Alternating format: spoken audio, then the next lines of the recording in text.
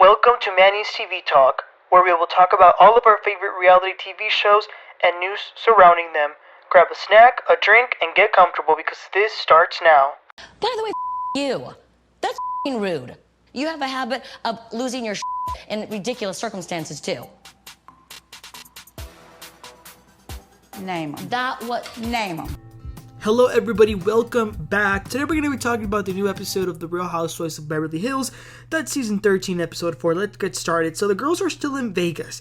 It's a new day and the girls are getting ready. Dorit FaceTimes PK and she is such a wet wipe. She's telling PK about Sutton's little meltdown last night and they make her look like a weirdo. But PK also mentions that he had dinner with Mauricio last night. So Kyle is in her room FaceTiming Mauricio, although pretty interesting. He had his camera turned off during the FaceTime. I was just like, we know what that means. But Kyle is asking him about the dinner that he had with PK, but he's pretty vague. It was a really weird conversation. Then the girls split up to do stuff separately. So Erika and Krista go and have some lunch, just the two of them. They talk about Sutton, but they have a deep talk. Krista asked a question that I honestly have been wanting to know as well. She asks Erika if she misses her old life. She says that at times, like for example, when it's Christmas time, she does, but she does not miss the fighting and the animosity that she had with Tom. That really was a loveless marriage, but I think that's what you call a transactional marriage. I mean, he got the young blonde girl and she got the rich guy. Unfortunately, there just was no love. They had other interests in mind when they got together, but her life has completely changed. Garcelle and Sutton are together and they go on a little boat. That was so funny. But Sutton asks Garcelle, how is she? Because remember, Garcelle had just told the group that she didn't feel comfortable talking about her kids with them. And they're beginning to talk about that because Garcelle didn't receive the reaction she was expecting to get.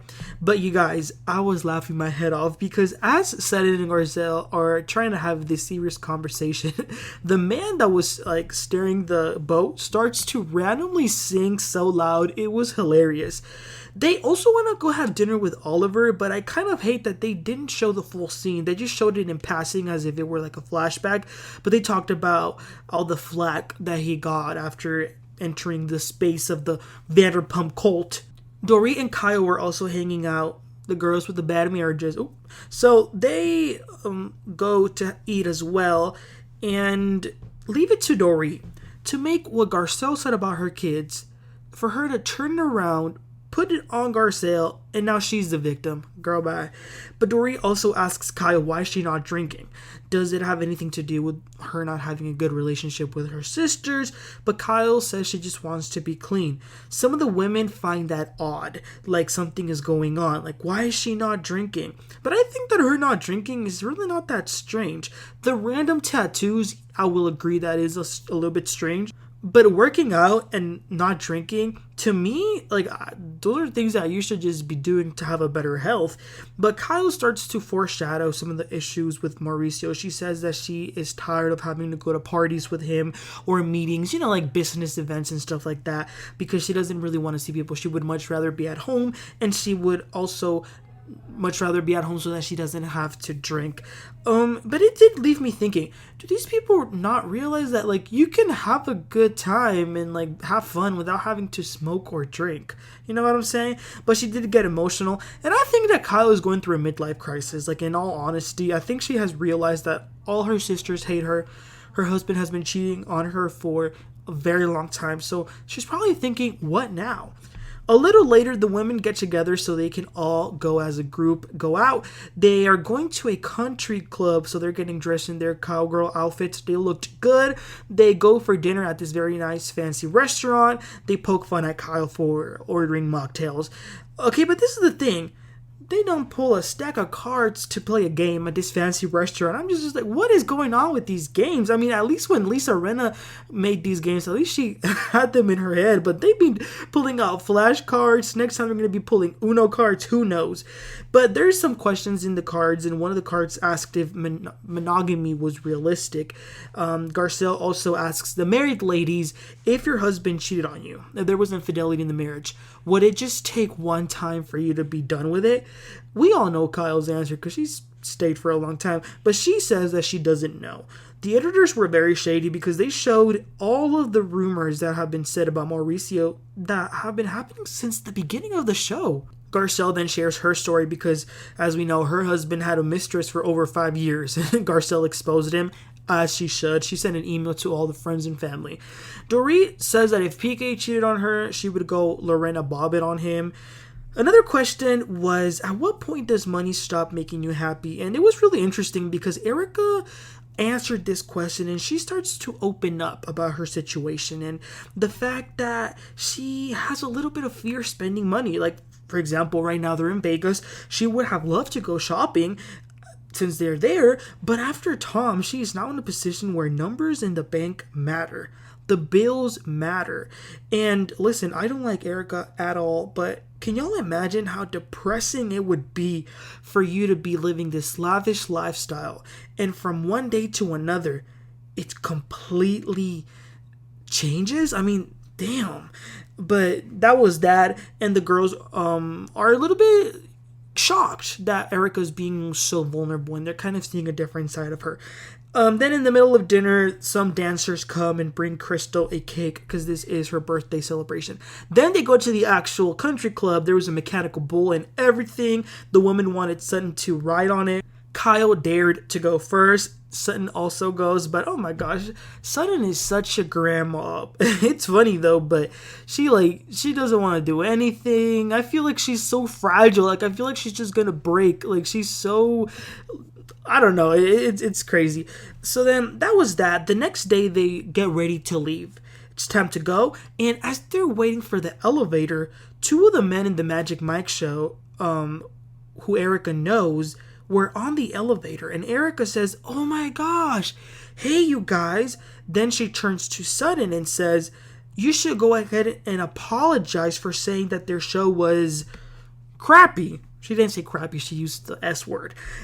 So yeah, she kept saying like to Sutton, "You should apologize for saying that their show was trash." And Sutton says, "I never said that. I just thought certain parts of it were a little bit too much for me, but I would love to see it in its entirety next time." And then they leave. So that was so out of pocket and so out of place for Erika to throw her under the bus and put her in the spot like that. And then in her confessional, Erika want to talk about God gave her that opportunity. Listen, don't be putting God in your mess. That's blasphemy, woman. Now, y'all know Sutton can't let things go. So she's in the van as they're going on their way to the plane. And she tells Erika that what she did was not cool. But then Erika's lapdog, a.k.a. Dorit, tries to insert herself, gaslight Sutton into making her feelings invalid and makes her seem like a maniac. She starts to cry. Sutton starts to cry, and because she feels like she's being cornered, and she says, I'm sorry I ruined it for y'all. Like, I'm sorry I'm such a lame person. Then Dorit wants to somehow blame Garcelle because Garcelle could have done more to calm her down. So Sutton says she apologizes and she's done with this conversation. And here's the thing. Everyone agrees. Sutton overreacted. That was way too much for that. That reaction was over the top. However, she doesn't have to apologize for not liking something. If I don't like something, I don't like it and that's it. I'm not apologizing. So they get on a private jet and that was the trip for Vegas. Days later, the women are back home, each doing their thing. Kyle was working out. Erika was boxing. Erika and Garcelle meet to go to some restaurant. They're having a good time. They talk about Vegas, but Garcelle is feeling a little bit uneasy with Dorit because for some reason they've never really been able to connect. Because it always feels like for someone who talks a lot, Dorit really has trouble understanding what Garcelle tries to say. But Erika says that Dorit will come around. Then Garcelle says that it surprised her that Erika didn't go after Sutton when she left the Magic Mike show, but she did on their last day. But it looks like Garcelle is going to start to let Sutton fight her own battles from now on, which I understand. Absolutely.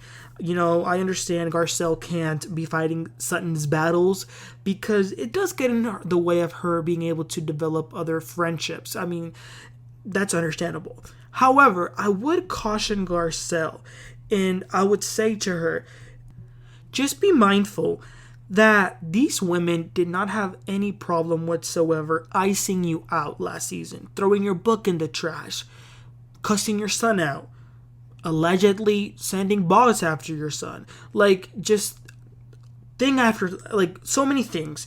So I understand she wants to develop friendships with these girls, but just remember that when they were doing that to you, Sutton was the only one there for you, and vice versa. Garcelle was the only one there for Sutton as well. So it'll be interesting to see Garcelle and Erika's friendship develop. The last scene is Kyle going over to Sutton's house. It started pretty good. Sutton was making some tea for Kyle. But then they started to talk about Vegas. And Sutton says that she's mad that Erika willingly and purposely tried to embarrass her in front of those guys. But as she's talking, she can already see that Kyle is like a pit bull ready to defend Erika and disagree with Sutton. So she says, let me finish. I know you're going to defend your friend without knowing the whole story. And that makes Kyle mad and says, listen, I came looking out for you that night, and you have the nerve to say that I'm a bad friend. By the way, F you. Then she says that Sutton has a tendency to lose her stuff in unexpected circumstances. So Sutton starts to say, name them, name them, name them, name them. Like, she wants Kyle to name those situations. And every time Kyle would say something, Sutton would just say, name them. So that was really, like, irritating her, and she got really mad. She, like, in the words of Lisa Rinna, I was just looking at Kylie and I was like, ooh, you're so angry. Like, she was getting angry. She starts to list the situations where Sutton has kind of lost her stuff in Lisa Rinna's house, in Lake Tahoe, and just recently. And wow. Listen, nothing surprises me about Kyle, but here's the thing. I don't want my friend to always be disagreeing with me. Like, if I am going through something and I want to go tell my friend, listen, I felt this way, I don't want them to be there and being like, whoa, but last time, blah, blah, blah. Like, just hear me out. Like, you can tell me later, but that's the thing that I can't stand about Kyle. That's why I feel like she has no real genuine friendships with her sisters, because she's not empathetic and she is not someone who will have your back. That's the thing that about Kyle that I've noticed. But that was it for this episode, you guys. It's starting to get a little bit boring as the episodes go by, so let's wait for next week, see what will happen. But as far as this episode, you guys, what were your reactions on the overall girls' trip to Vegas, and for Erika throwing Sutton under the bus? What did you think of that? And lastly, what did you think about Kyle and Sutton going at it? Let me know in the comments, you guys. Please don't forget to like and subscribe, and I'll catch y'all next time. You have a great one. Bye.